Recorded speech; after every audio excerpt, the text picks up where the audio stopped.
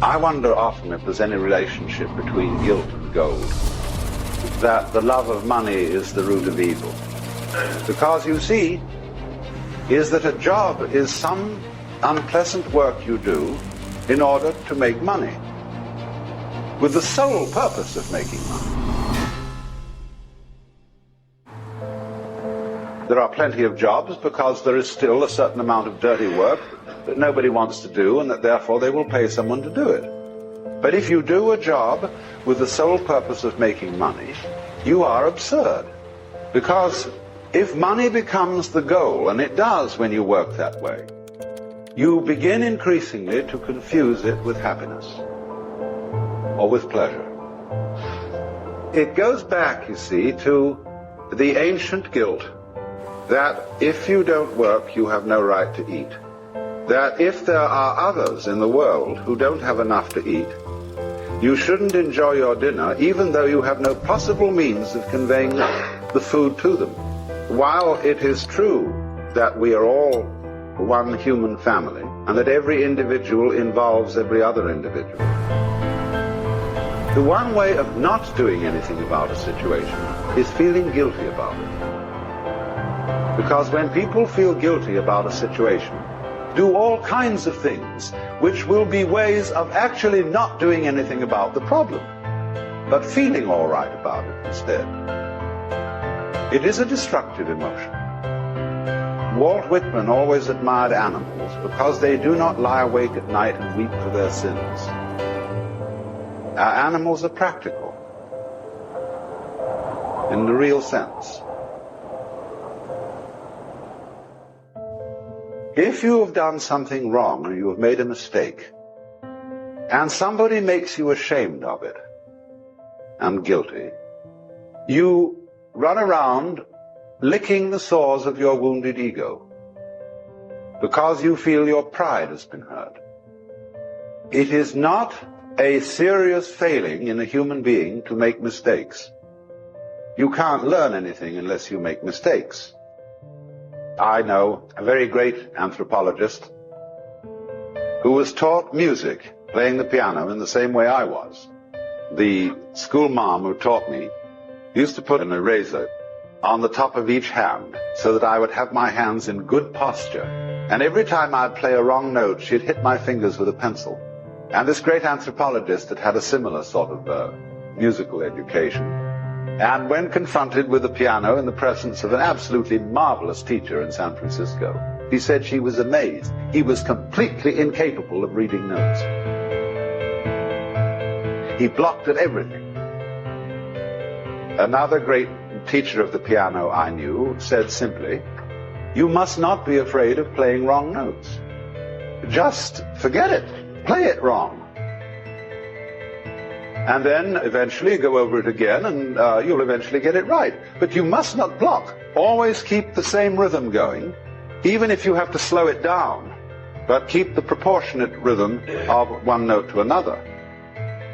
And if it's the wrong note, play the wrong note, as long as you play something." So, you know, this is a way of taking away people's blockage, people's guilt and shame about making mistakes. Freedom means, basically, the freedom to make mistakes. And then not to recriminate with yourself when you do finally realize that it was a mistake, but simply don't do it again. Human behavior, at its deepest level, is completely harmonious with the order of the universe. By seeing that the good things and the evil things that human beings do are just like the behavior of other creatures, animals, insects, worms, fish, and flowers, and that the good side has to have the bad side to balance it, so that you know that it's good. In the words of the Taoist sage Zhuangzi, and those who speak of good behavior without the presence of its opposite, bad behavior, do not understand the great principles of the universe. It is as if they could have the yang without the yin, the positive without the negative. Now that's a saying which really sets us back, because we Westerners are dedicated to the abolition of evil. If we solve certain economic problems, for example, and we have a world where people are not committed to drudgery, we shall discover social evil in some new form. It's exactly the same as when you're worried sick about money, and are you going to make the payments on the house and the car and all that, the insurance. You think, if only I could have a lot more money, I'd be so happy. And then somehow you get it. And for a few days you're ecstatic and walking on air. Then you suddenly realize that you might get sick, or that someone, the government or burglars or something, might take your money away from you.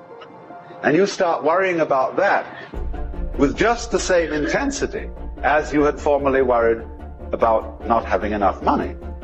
So you see, when I would say one of the great philosophical questions is, are we going to make it? Because this is the situation of the cosmos. Look at a star. A star is a great burst of fire, see? Well, the question is how far to go.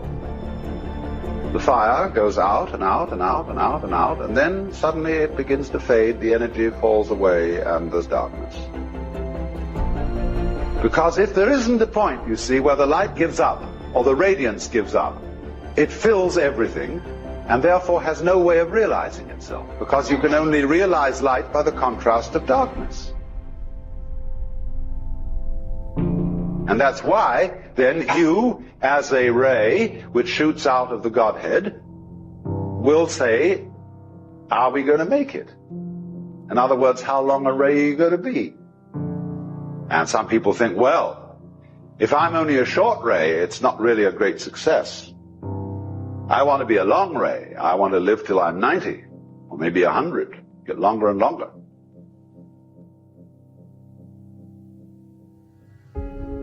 See, if you look at some sort of stellar form object, it adds great interest to it if its rays are of unequal length. If they're all equal, it looks sort of flat and mechanical. But by having all sorts of different lengths, as you find them in some of those gorgeous radiolaria creatures that are minute animalcules of the ocean, there's a certain balance of length, there's a certain average which gives it a globular form, but many different lengths in the stems. Are we going to make it? This is always the question. But then you're not going to make it at a certain point.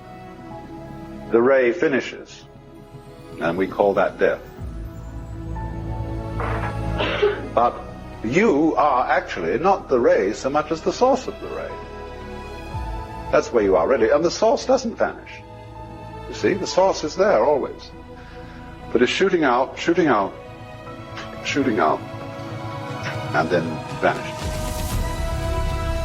If you remember, therefore, that at every stage of the universe, you are basically in the same situation. For the reason that everybody is basically the divine being, working out the panorama of its life in myriads of different ways. And these differences of ways require spectra of many kinds. There's the spectrum of color, there's the spectrum of tones, but there is also the spectrum of orders of being. So that from the most minute animalcules, right up through all kinds of animals, through human beings of every grade to the gods, you have a great spectrum. And just as at one end of the spectrum you have purple, and at the other you have red. But now look, what is purple? Purple is blue mixed with red. The spectrum goes right the way around. If we say that the purple end, like the deeps of the waters, are the very primitive forms of life, and the red, the most radiant, if you see the spectrum as a circle, they join.